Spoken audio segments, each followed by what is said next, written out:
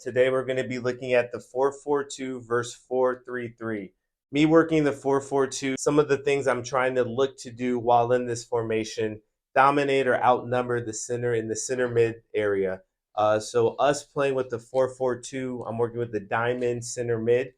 So ideally, especially against the 4-3-3, we should look to have at least one person to outnumber or a one man advantage within the center mids for us to build up play as well as defend. We'll also be using a false nine. So with the two forwards, what I will have them is be play as two wingers and keep that nine kind of here connected with the center mids instead of having the two forwards together kind of moving within 15, 20 yards. While we're defending, we're really going to lay off of the center backs of the opposition and kind of let them make the decisions. Like I said, we'll have our two forwards covering out their wing backs. We'll have our four center mids outnumbering their three center mids and really just letting the center backs have to look to play balls forward. Of course, as they move closer into the midfield, our middle third, and into the attacking third, then we'll look to start to apply pressure, whether that be from our false nine or from one of our two wingers looking to come in. So we're going to first start with us having the ball in the defensive third. We'll start with us being in the attacking phase first.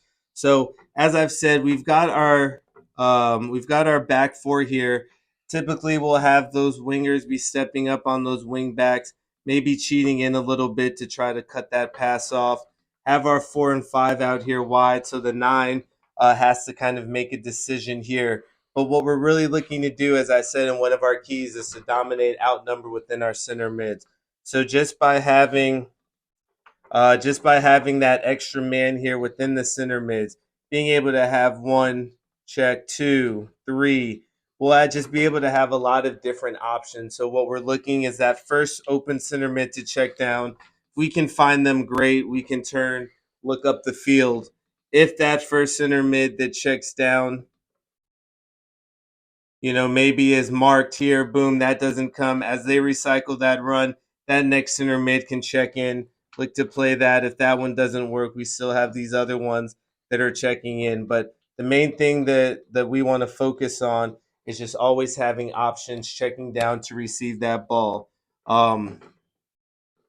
If we want to look to break layers or levels, we're able to do that. But typically within our defensive third, we're going to assume that they're playing a somewhat of a high line there, which really limits our space to play in unless we dump that ball all the way over end. And we can run onto it that way. But that's not one of the keys that we're looking to do within this 4-4-2. Now we've got the ball moved here into this middle third area.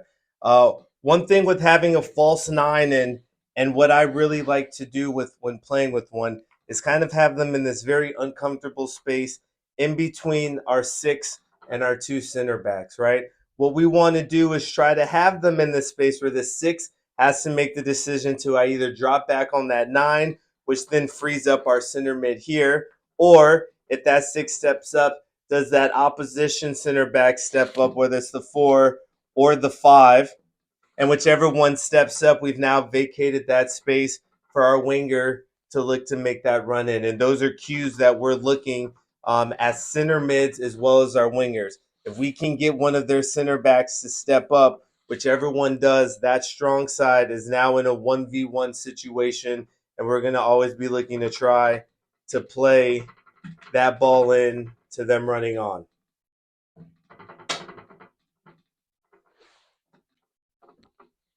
Also, while having this nine kind of playing in this uncomfortable position, we really want them to not try to stay stagnant in there as well. Even if we have them checking in, hoping that we still have another guy at 10 here that can maybe make that run in. Just adding confusion, making the center backs, the center mid, the six kind of unsure, confused of themselves.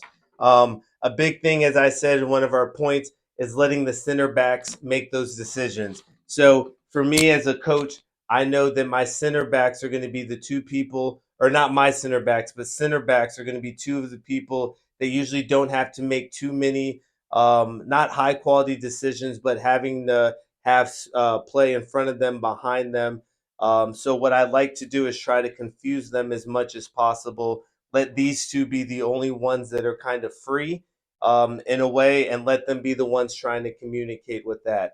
Now, there are times, of course, you go up against two very good center backs, and then we have another situation. But so far, if there's any people on the opposition who I like trying to make all the decisions, it's going to be them.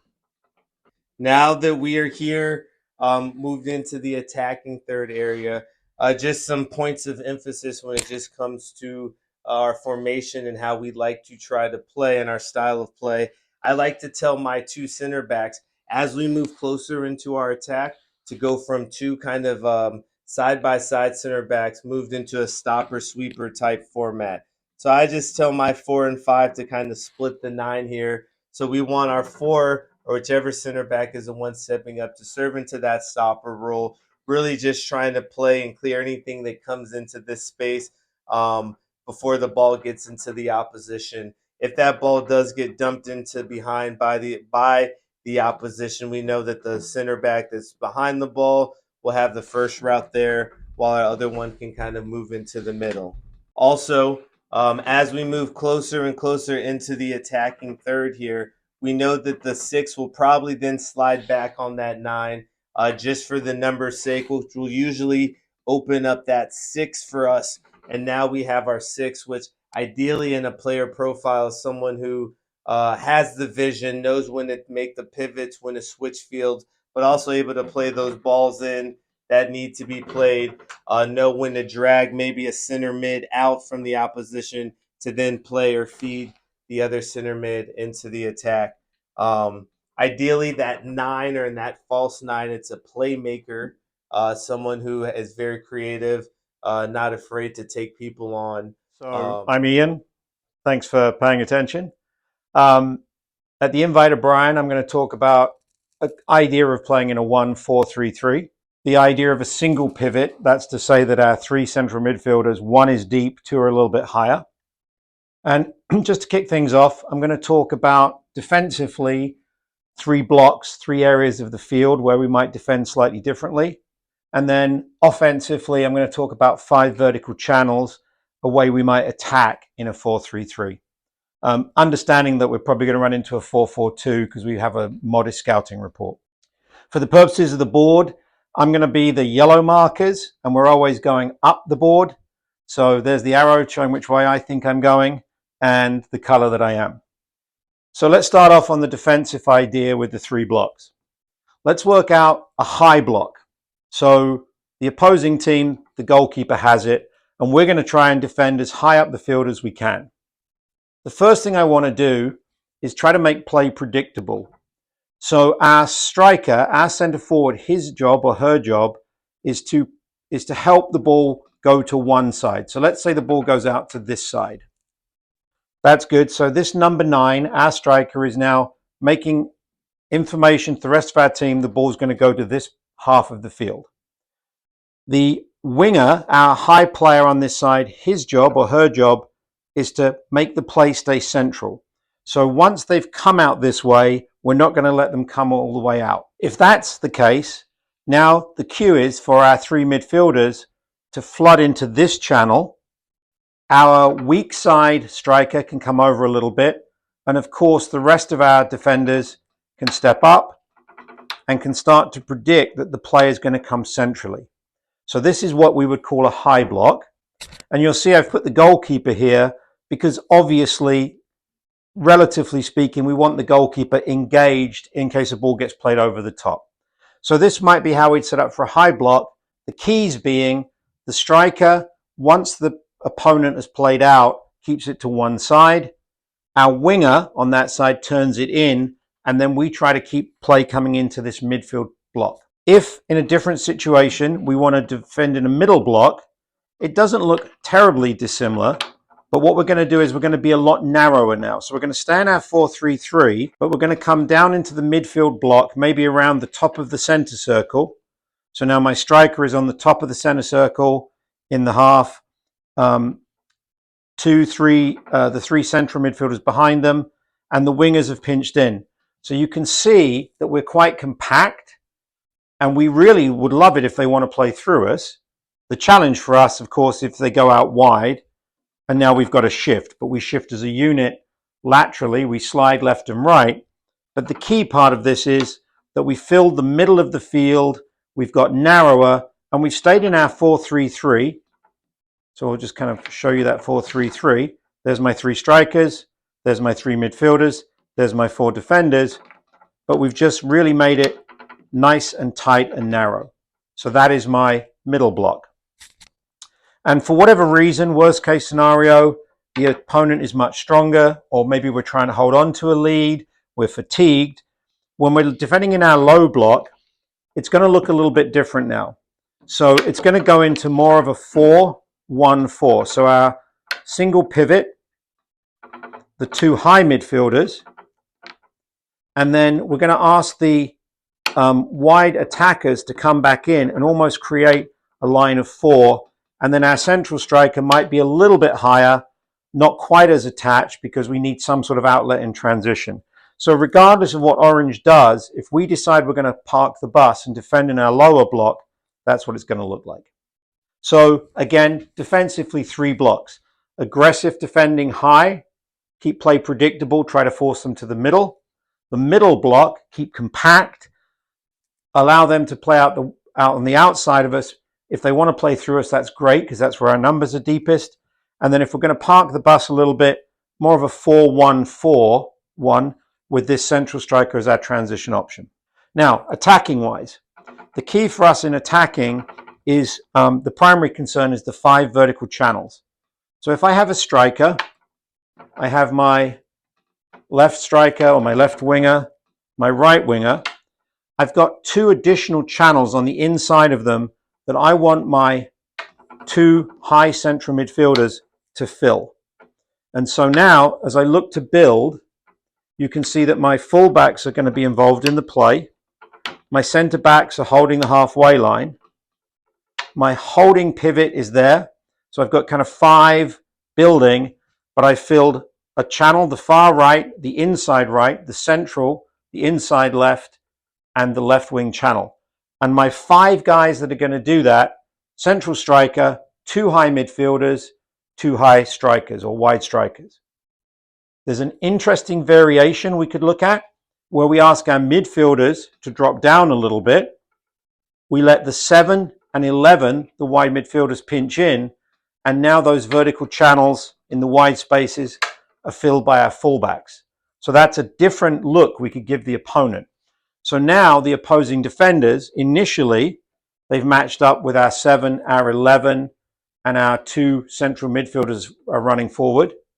And then after a while, or maybe in the run of play, we drop the central midfielders, our wide midfielders come in, and now all of a sudden these fullbacks are pushing on.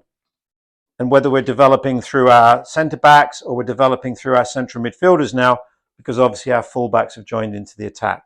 So when I look at my 4-3-3, kind of predicting that I'm going to play against a 4-4-2, I don't have a ton of control over my talent. So I don't have, I can't pick the very best players available to me, but I've got some good players that fit these roles.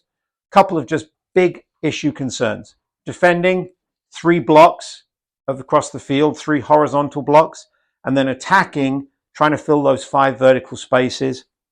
And then in terms of how we build, I want my goalkeeper to help us build from the back. So I want my goalkeeper to be involved, but we also have to be realistic at the level we're playing. So one of the things I'm thinking about is building out the back is great, and playing inside my own 6-yard box is great, and we see it on television all the time, but maybe I don't have the talent to do it. So what I'm looking for my goalkeeper to do is, if he or she can get the ball to my wide players, high wide players, that's perfect. Failing that, can they get them to the wide fullbacks? And failing that, then maybe we'll try to play to our 4 and our 5 and we'll build from there. But I've got no problem with building if I can possess it with my goalkeeper from hand or foot, getting it high and wide, or maybe intermediate wide. And worst case scenario, we're building out in that more traditional or more kind of popular thing we see right now is building from very deep. But I fear at the level that we're playing against that simple pressure can defeat that. So I'm always looking to relieve pressure by being as expansive as possible in my 4-3-3.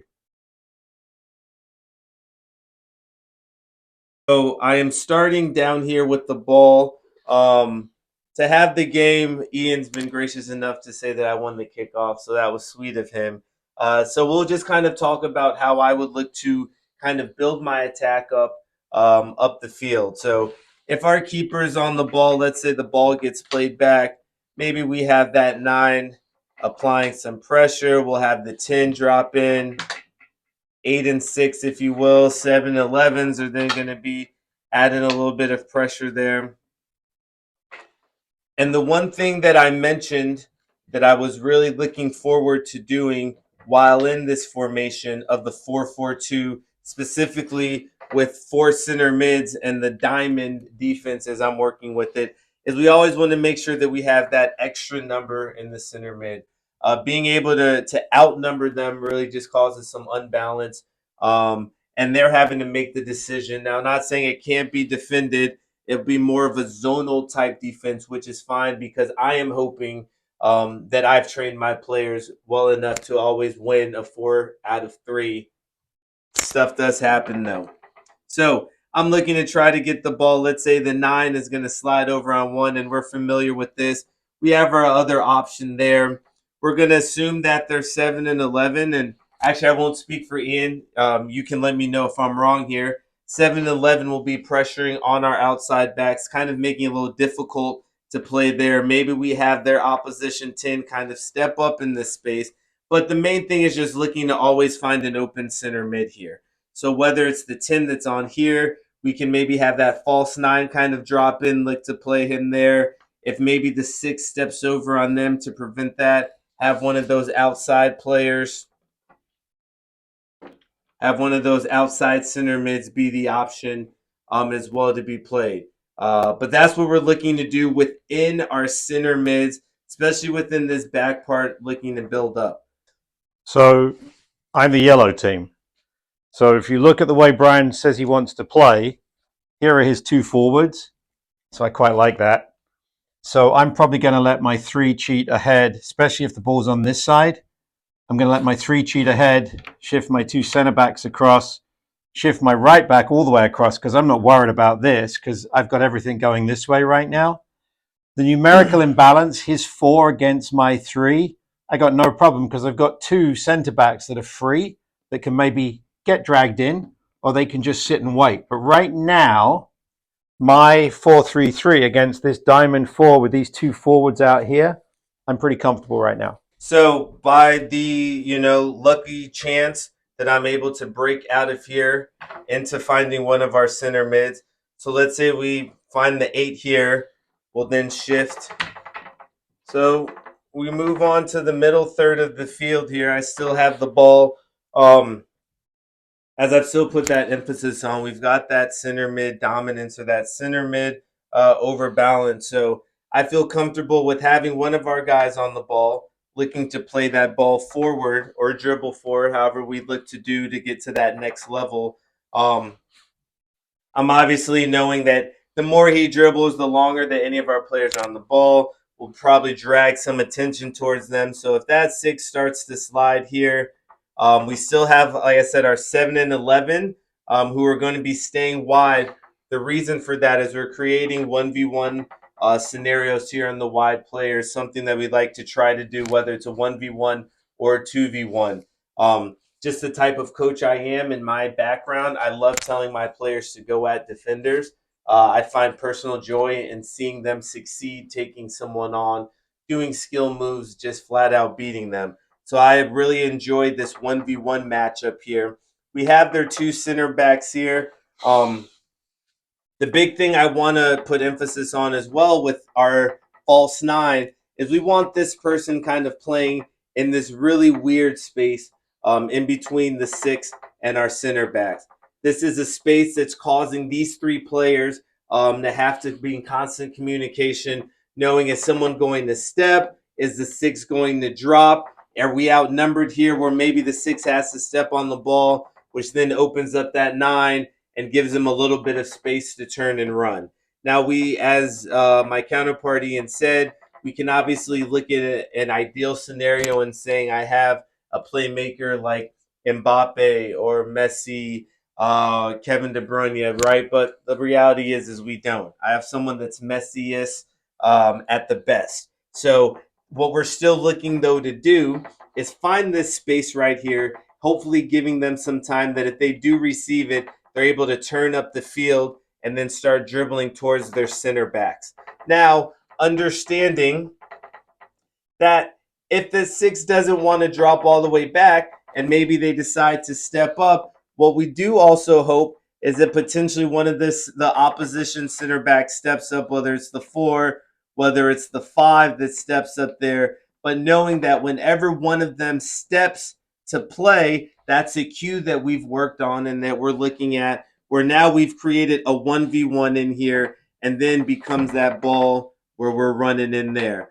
If that four decides to step, we've still created that 1v1 here where our 11 goes and we play that through ball. So, once again, these are cues that we've worked on at training the 2 days a week for an hour and 15 minutes that we get where you hope that every kid shows up. But these are the things that we work on, looking to try to play that ball in there. So Brian's really into this diamond four in the midfield and a false number 9.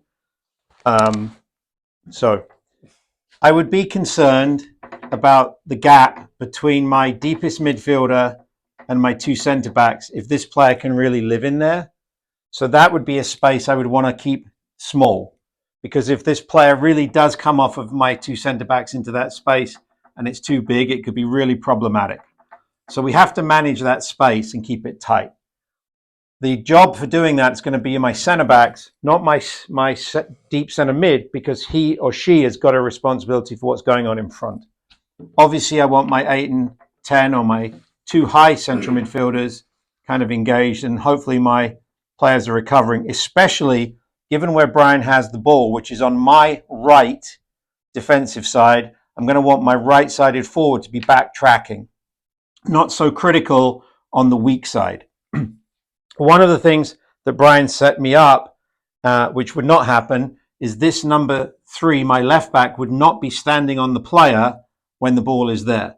He would be in here, which means that then the 2 centre backs can shift over ever so slightly because of where the ball is.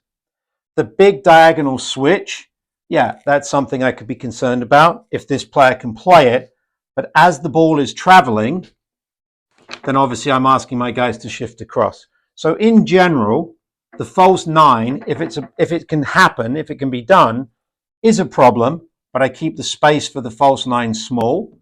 I make sure that I'm not over defending in the weak side and that I'm starting to keep play compact. So I'm starting to shift this way, still within my middle block.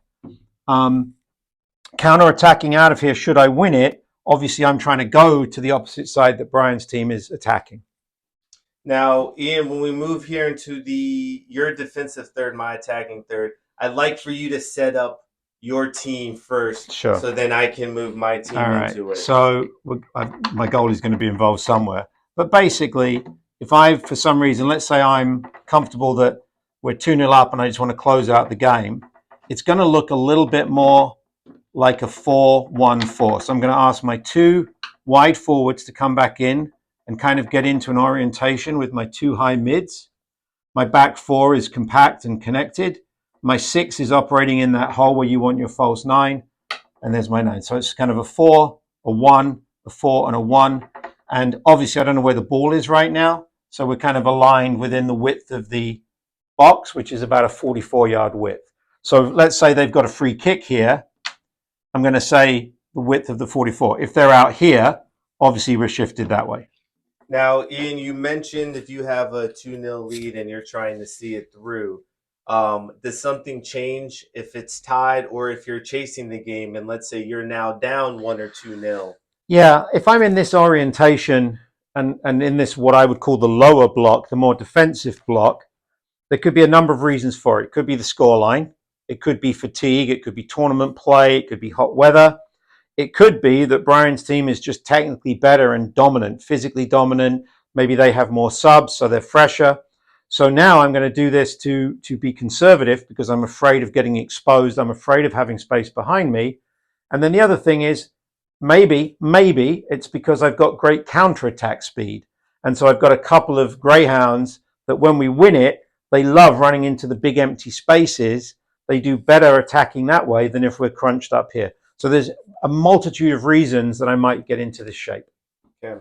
And I think it's really important. I want to draw emphasis to it. The formation started off, Ian, you're in a 4-3-3, but then you mentioned moments within the game or when you're at different parts of the field where now that formation starts to change. What do you attest that to? Do you think that there's a benefit to maybe having that? Is that easier or harder to coach? I'm just looking at it 2 days a week, hour and a half, right? You maybe get depending on your level club, 8 kids, high school, college, 20 plus, right? What's the, I'm not going to say advantage or disadvantage, but what do you say with switching formation as the Sure. game changes? So my response to that is that formations is a little bit problematic because all of us can come up with some numbers that add up to 11, 1, 4, 4, 2, 1, 4, 3, 3.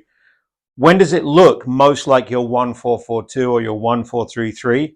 At the kickoff. Mm-hmm. And then as soon as the ball rolls, everything changes. So even if I don't get all 16 players at training, I'm talking about principles. So my system. So let's say we consider ourselves front foot. What does front foot mean? Front foot means we defend high. Front foot means that we attack with the 5 vertical channels.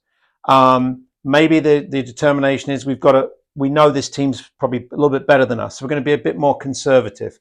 We're going to defend a little bit lower. And this is where I would start to get my own team language. So if, for example, park the bus was my team language, the kids know that it's going to be a little bit deeper. If we say first 15 minutes of the game, we're going to go after them, they know that when the ball is at the goalkeeper's feet for my opponent, that we're going to be inside their half. We're going to flood that space.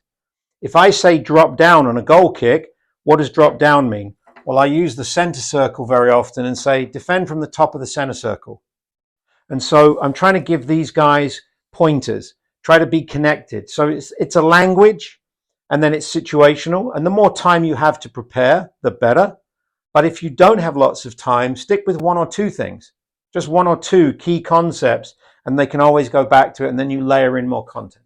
And I think it's good. You also was mentioning just now with the midfield circle. You also mentioned the whistle of the 18, giving markers and cues that are on the field, ones that may not be there.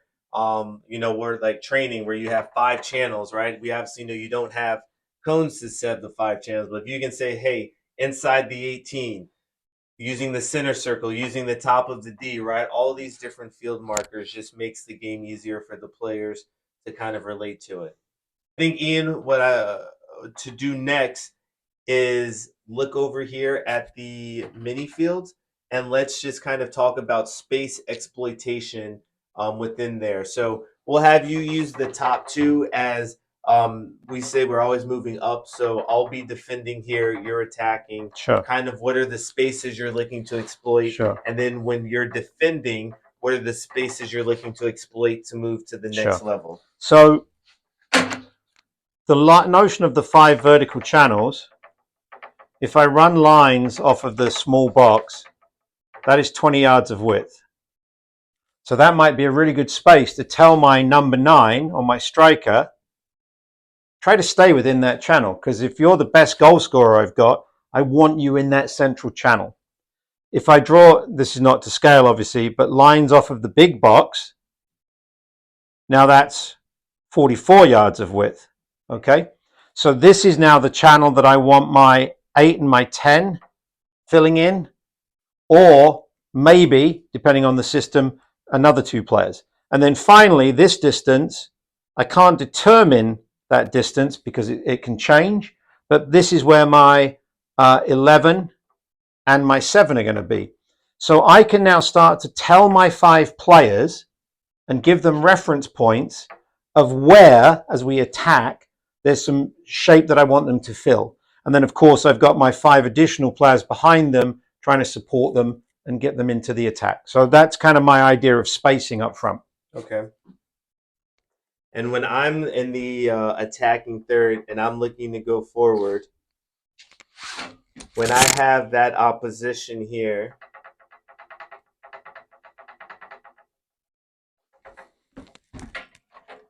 what I'm looking to do is still having that 9 in this space, but as we've mentioned, the closer I move to the goal, the more that 6 opposition will be either on the 9 or closer to. So with opening up one of these center mids here, depending on where it is, the big thing for me is looking to find that through ball in. If we can find one of their opposition center backs stepping forward, but if they decide to stay here and they're maybe well trained or they understand the false 9, then it's going to be we'll be very reliant on our outside wingers to try to create those 1v1s and scenarios where we can get either behind or in between the lines going towards goal.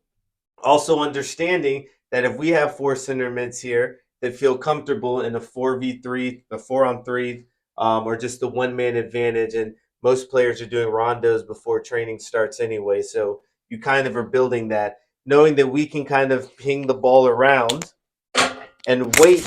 Maybe instead of forcing things, comes back, we can ping it here, ping it there, and then wait for one of the opposition to make that mistake, whether they decide to step, maybe they decide to get a little lazy, maybe the 6 loses the 9 in that transition, and then that's when we look to attack. We talk about Spain, Barcelona, Man Cities with the tiki-taka and just holding on to the ball. We don't have those players, but I still feel fairly confident that just in a simple 4-on-3, especially within these 44 yards, as Ian showed us, I feel very confident in the way that we can kind of keep that possession. All right. So if Brian can actually get into my half and even into the his attacking third, my defending third, if he can do that with this formation, then this is how I'm going to try to defend it. So obviously I've got my goalkeeper, and let's say in this case Brian's player has got the ball. So this will be his 11. This is one of his 2 wide forwards, and that player's got the ball. He's got this 7 player out here, and then he's got this deep guy that he keeps talking about, the point, the false 9. So that's what I'm looking at. So as I indicated, my deep center midfielder, my defensive center midfielder, that's not his responsibility or her responsibility, because I've got 2 center backs. I've also got a fullback and I've got a fullback. So that's kind of what I'm looking at right now. This player is going to be a little bit of a problem. But if the ball is here, I am not worried about the 7 right now. So what I'm going to do is I'm going to ask this centre back to come over and cover the fullback. And hopefully my wide attacker can be involved in doubling down. And this centre back is doing 2 things. They're looking at this, and they're also paying attention to this withdrawn player that Brian has, making sure that he or she is checking that player. This player cannot do it because they have to be on the ball side. And then this fullback comes across to connect. So my shape of my team looks a little bit like a hockey stick. That's kind of the shape of my back 4. The person at the ball, the centre back helping, the centre back, and then my fullback coming over. So that's kind of a shape that I would talk to my players about. This will be a challenge if this really happens, if this false 9, this deeper central guy. But now I'm thinking, how's Brian going to score? This guy's wide high, but right, wide left with the ball, and nobody challenging my box right now. So when is that challenge going to come? Obviously, it's going to come from later. But as long as my players are aware of runners coming from deep, or assuming they can be, I'm actually happier with him there than him or her right there. So that's kind of a thought for me. And, I talked about having the opposition center backs making that decision when it came to passing, kind of leaving them open. So just in this field right here, let's say we have the opposition 2 wing backs here. center backs, and I'll be defending here. So I've got my team. Okay. So while they have their three center mids here looking to win that ball, one emphasis I want to put is with our four center mids, keeping our six back on their nine right here. And now if we have that 3v3 matchup, we just have, well, I won't say that. We're having our six back here in between the nine, and then the other opposition center mids. We now have a three center mid here, and what we're looking to do is almost play a zone type of movement. So as Ian checks here, we have one of our guys move out here. As this person checks in here, boom, we have another guy here. But we also know that if we can have each one of our three center mids man marking that center mid of the opposition, we now have our six. It kind of plays in an American football term, like a free safety, and is really just able to kind of move, maybe not that far wide, but really able to just move in these spaces to prevent that long ball coming from them into the nine or possibly into their 7 or 11. And the bottom line with all of this is, at the level that most of us are coaching at, if Brian has significantly better talent, he will win the majority of the games. Yes. And vice versa. Yes. If, however, the talent is relatively equal, then the coach becomes that 12th player, right? Mm-hmm. Then you're the coach that's winning games or losing games because you're dealing with an opposing coach who has similar talent, but you've prepared your players better, you've explained it better, you've rationalized it better, and that's the key. We can all win 100 games if we've just got better players, and we can have all the best systems in the world, but if we have inferior talent, we can't be competitive. Yep. And we talked about it, Ian. Whether you're in the club season or club environment, high school, college, let's say your season is 16 games, 15 games. You brought up a good point of like the percentage. If you can win all of the games you're supposed to win, right? If you can come away with half of it. What was that? Can you just go into a little more detail? I have a marker. Well, I'm just thinking if you're in a good league, if you've got your team in the right league, a good high school league, maybe a small college, think about your season. So identify the 10 to 20% of the games that you're probably not favored in. 10 to 20% you're probably heavily favored, and then there's that bunch in the middle which are a flip of a coin. First of all, win the ones in the middle. Those are key. Obviously, close out those high percentage win ones. But the magical piece is winning a little bit of your share of the games where you're perhaps outmatched, where the opponent is traditionally a stronger opponent, and taking care of that big block in the middle. So your players will get up for a game that's maybe they're the underdog. They'll probably get up for a game, or they'll be having a good day when they think they're going to win 5 or 6-0 because they've looked at previous results. But the magic is winning the games which would be 1-1, 0-0, and finding the way to make it 1-0 to you, 2-1 to you. That is the job of a good competitive coach. And that is where you said the 12th man as a coach comes into play. Absolutely. And winning those matchups. Yeah. Well, I thought this was fun, Ian. We'll let the viewers decide on whose matchup is who would win. But like you said, the great thing about this is just banter, right? And we can sit here and talk theory all the time, but we can have this plan, and then your center back steps on their laces and trips and falls. And that's the reality. You pass the ball back on a poor grass pitch, bounces into the goal, right? So the good thing is we can continue these conversations, use our experience to just make the game more interesting. Sounds good. Cheers. Cheers.